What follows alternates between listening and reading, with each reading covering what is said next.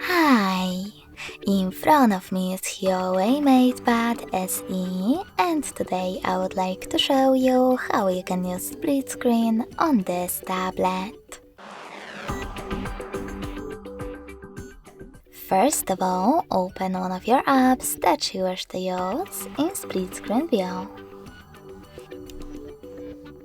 Now click on this square button to access background apps.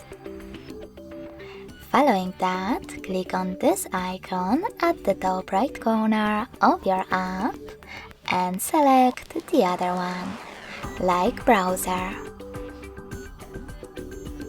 Now you need to hold this line and drag your app. If you see this gray area, let go.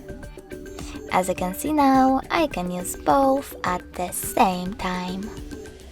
If you want to go back from this mode, hold this line in the middle and drag one of your apps to the side. Then click on Home button. Thanks so much for watching. If you enjoyed this video, smash that like button, comment and subscribe. Bye!